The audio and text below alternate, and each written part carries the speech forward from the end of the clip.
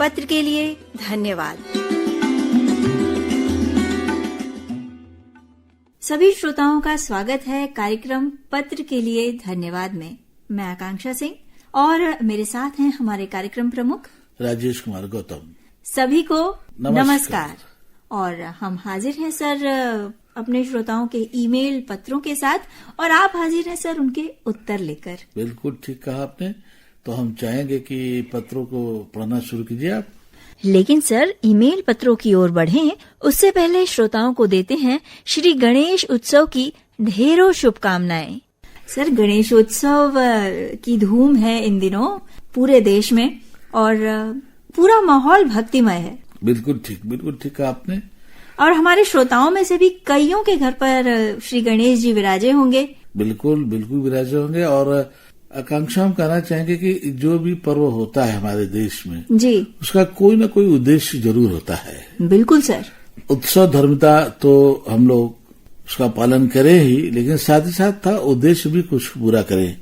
अपने विचारों का आदान प्रदान करें, अपनी जो समस्याएं हैं उसकी चर्चा करें, और सांस्कृतिक रूप से हम कितने बलवान हो सकते हैं, शक्तिशाली हो सकते हैं, उस पर भी चर्चा करने के लिए ये त्योहार मनाया जाता है। और इसमें कोशिश यही था कि जब हमारे देश को आजादी की जरूरत थी, उस वक्त बहुत जरूरत था कि हम लोग एक सूत्र में बंधे और एक रूप में इकट्ठे होकर के अपने विचार को आदान प्रदान कर सके, अपने संदेश को आगे तक बढ़ा सके।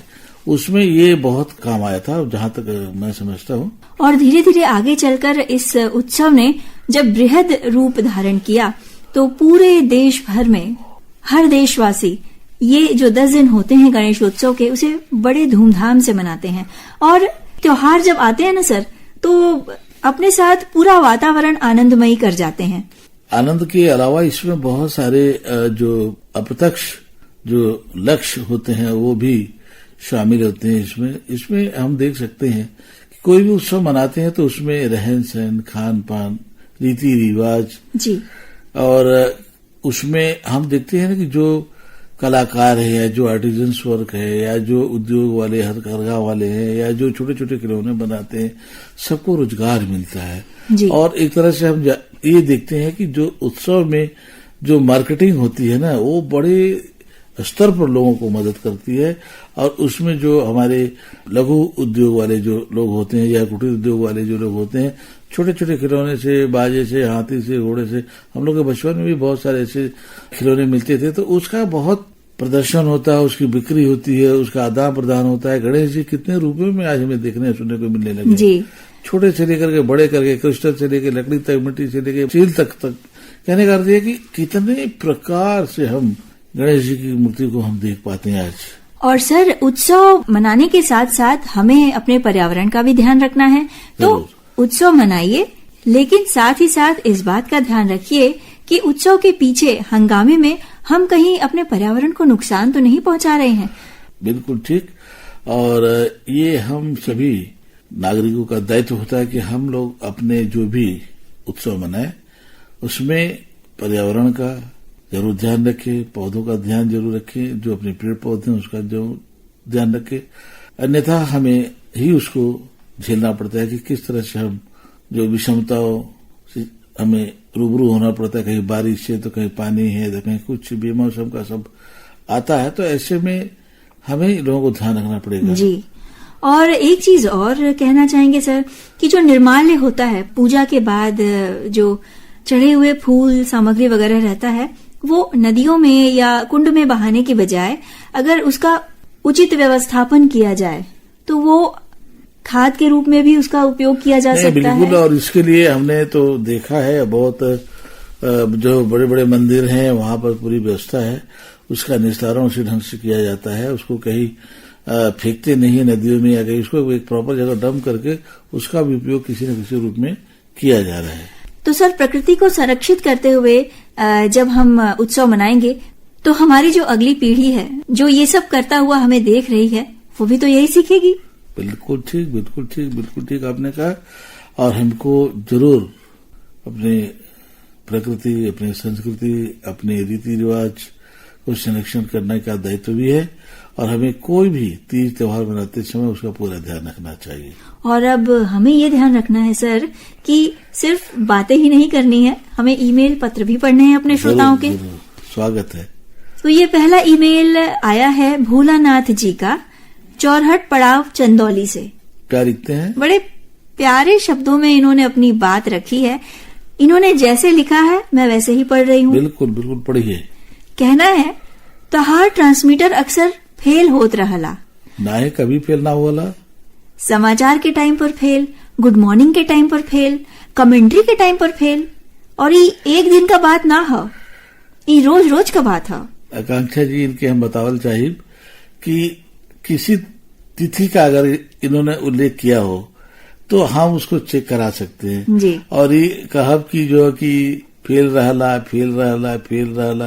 सारे कार्यक्रम में, तो ऐसा होता नहीं होगा। लेकिन ठीक है, आप कह रहे तो हम उसको देखेंगे। और सर बड़े प्यारे ढंग से ये भी कह रहे हैं कि अब तू अपन ट्रांसमीटर ही बदल दा, डीआरएम पर हमने कैसे सुनल जाई, 4K ट्रांसमीटर पर कब सुनवाई बा। 4K ट्रांसमिशन जब आई तब सुनाई, अभी कहाँ से हम ले आई और कहाँ से सुनाई। जो हमारे पल्ले उपलब्ध हो साधन वही ना प्रयोग कर सकेला हम लोग भाई जी।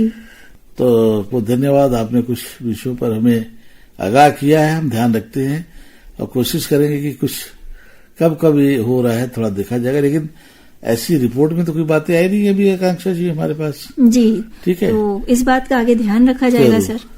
अगला ईमेल जो है वो है दिलशाद हुसैन, साथ में फातिमा सोगरा, मुबारकपुर ऊंची तकिया आजमगढ़ से। क्या लिखते हैं? नमस्ते सर। नमस्ते। हम आपके केंद्र से प्रसारित सभी कार्यक्रम अत्यंत रुचि से सुनते हैं, बहुत रोचक, ज्ञानवर्धक, प्रेरणादायक और मनमोहक लगता है। दिनांक 8 सितंबर को आपके केंद्र से प्रसारित कार्यक्रम फरमाइशी गीत एक्सप्रेस अरुण जी द्वारा प्रस्तुत सुना।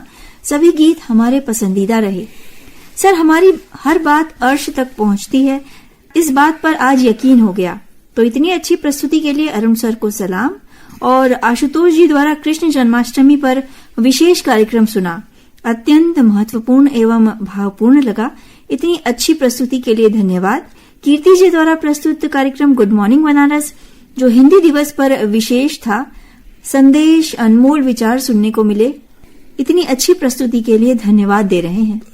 तो ज्यादातर कार्यक्रमों की चर्चा आपने की है, उसकी प्रशंसा की है, खास करके अरुण जी, शास्त्री जी, कीर्ति जी, तो कार्यक्रम के माध्यम से बधाई पहुंच रही होगी हमारे प्रस्तुता तक। बिल्कुल। और अभी अच्छा लगा कि कम से कम हमारे कार्यक्रम को लोग सुन रहे हैं, उसकी समीक्षा भी करें। अगला पत्र किसका है? सर, अगले पत्र की ओर बढ़े उससे पहले भगवान श्री गणेश का आशीर्वाद लेते हुए चले। वो है सुधांशु शेखर जी का, शैलपुत्री रोड, जलालीपुरा, वाराणसी से। इन्होंने ये ईमेल हम तक भेजा है। महोदय, श्री कृष्ण जन्माष्टमी पर आकाशवाणी वाराणसी की विशेष प्रस्तुति सुनने का अवसर मिला। भगवान कृष्ण के प्राकट्य और जीवन चरित्र की विशेषताओं का ऐसा मनोहारी और प्रामाणिक वर्णन पहली बार सुना, जो गीत संगीत से सजा हुआ था। कंपेरर थे आशुतोष जी, उनकी आवाज किसी कथावाचक से कम प्रभावशाली नहीं थी। मन श्री कृष्ण भक्ति में डूब गया। एक बेहद उत्कृष्ट कार्यक्रम के लिए आशुतोष जी, राजेश कुमार गौतम जी और कार्यक्रम में भाग लेने वाले विद्वानगण जो थे और समस्त आकाशवाणी परिवार को बधाई और अभिनंदन। इनकी एक शिकायत है सर कि नववर्ष के स्वागत में गुड मॉर्निंग बनारस के 1 साल पूरे होने पर इन्होंने इन दोनों मौकों पर पत्र भेजे थे, लेकिन संभवतः पहुंच नहीं पाया, तो वो पत्र शामिल नहीं हुआ शायद किसी कार्यक्रम में। तो पत्र पहुंचा नहीं तो शामिल कैसे होगा? हाँ, ये यही कह रहे हैं कि शायद पत्र पहुंचा नहीं। अगर पहुंचा होता तो हमने जरूर शामिल करते। बिल्कुल। साथ ही इनका कहना है कि डॉक्टर मन्नू यादव की कजरियां पिछले पूरे महीने सुनी। वो इस महीने में बहुत अच्छी लगी कि इसमें पारंपरिक धुन पर नए युग की उपलब्धियों को भी सम्मिलित किया गया था। इसके लिए भी आकाशवाणी परिवार को बहुत बधाई। बहुत बहुत बधाई। कार्यक्रम के माध्यम से प्रस्तुता तो पहुंच रही होगी। आगे क्या लिखते हैं? आगे कह रहे हैं कि इधर बीच एक ही फिल्म से और एक ही कलाकार जैसे कार्यक्रम भी YouTube पर डाले जा रहे हैं। ये एक स्वागत योग्य पहल है, क्योंकि कई बार ऐसा होता है कि निश्चित समय पर उपलब्ध न हो पाने पर कार्यक्रम सुन नहीं पाते थे, तो अब YouTube के माध्यम से कभी भी कहीं भी सुनना संभव हो गया है। साथ ही पत्र के लिए धन्यवाद कार्यक्रम का जो नया कलेवर है वो भी बहुत अच्छा है। शास्त्रीय धुनों पर आधारित फिल्मी गीतों का कार्यक्रम सुरबहार आपके यहाँ से प्रसारित होता था जी, जो आजकल न जाने क्यों बंद कर दिया गया है। बड़ा अच्छा और ज्ञानवर्धक कार्यक्रम था वो। तो मेरा आपसे निवेदन है कि इस तरह का कार्यक्रम आपको जरूर चलाना चाहिए, क्योंकि अब कोई भी अन्य चैनल ऐसे गीत और ऐसे कार्यक्रम प्रसारित नहीं करता जिसमें वे सदाबहार अमर गीत प्रसारित होते हों। तो आकांक्षा हम कोशिश करेंगे कि इस तरह के कार्यक्रम हम कैसे कर सकते हैं, थोड़ा देखना पड़ेगा, क्योंकि इसकी विवेचना करनी पड़ती है, तैयारी करनी पड़ती है, और बगैर ज्ञान के आप सुरबहार जैसे कार्यक्रम कर नहीं सकते हैं जी, क्योंकि शास्त्रीय संगीत पर आधारित फिल्मी गीत जो थे वो इस कार्यक्रम में बजते थे। हाँ, और शास्त्रीय गीत का ज्ञान होना चाहिए। शास्त्रीय संगीत का बगैर ज्ञान के आप गाना सेलेक्ट नहीं कर पाएंगे और बजा नहीं पाएंगे। तो हम देखते हैं इसमें क्या कुछ कर सकते हैं, हम देखते हैं, विचार करते हैं। तो उम्मीद करते हैं कि आगे इनको हो सकता है जी। आज के कार्यक्रम का ये आखिरी ईमेल आया है सर, सदानंद जी का ये ईमेल है। प्रणाम के साथ ये कह रहे हैं कि 14 सितंबर को सुबह में भक्ति संगीत का दैनिक कार्यक्रम आराधना सुना, बड़ी सुंदर रचना सुनने को मिली, और इसी दिन मानस गान सुना। साथ ही 7 बजे गुड मॉर्निंग बनारस सुना, बड़ा रोचक लगा। और जय भारती कार्यक्रम में जो गीत प्रस्तुत किए गए बड़े शानदार थे। इसी के साथ 15 सितंबर को सुबह भक्ति संगीत का कार्यक्रम आराधना और रामचरित मानस गान जो था, साथ ही साथ जय भारती, और 11:30 पर गजलों का कार्यक्रम कहकशा। सभी कार्यक्रम बेहद मनमोहक थे। फरमाइशी एक्सप्रेस जो व्हाट्सएप पर आधारित था, उस कार्यक्रम में बड़े मनमोहक गीत चुने गए थे, प्रस्तुति बेहद शानदार। अरुण सर को बहुत बहुत धन्यवाद। सुझाव ये है कि प्रसारण क्वालिटी में सुधार नहीं होगा क्या, बस इतना ही कहना चाह रहे हैं। देखिए, हम बताना चाहेंगे कि मौसम प्रतिकूल है और उसमें हमारी जो तकनीकी टीम है पूरी कोशिश करती है कि अच्छी क्वालिटी के साथ हम कार्यक्रम आप तक पहुंचाएं। लेकिन ठीक है, दुर्भाग्य है, मौसम का भी बहुत फर्क पड़ता है। इस बारे में ज्यादा कुछ नहीं कहेंगे, लेकिन हाँ इतना आप जरूर समझिए कि हमारा प्रयास होता है कि साफ सुथरी रिकॉर्डिंग्स, अच्छी वार्ताएं, कहानी, कविता, गीत आपको सुनाया जाए जी। तो ये जो ईमेल था सर, ये था ग्राम सभा को जंगल छपिया टोला जनपद कुशीनगर से सदानंद जी का। और इसी ईमेल के साथ आज का पत्र के लिए धन्यवाद कार्यक्रम हम यहीं समाप्त करते हैं। अगले हफ्ते श्रोताओं आपसे फिर मुलाकात होगी आप ही के ईमेल पत्रों के साथ। लेकिन आप हमें ईमेल पत्र भेजेंगे कहाँ, पता तो नोट करिए। आपके ईमेल पत्र भेजने के लिए पता है PKLD AIR varanasi@gmail.com। और अब हमें दीजिए आज्ञा। आप सभी को आकांक्षा सिंह, राजेश कुमार गौतम का नमस्कार। पत्र के लिए धन्यवाद।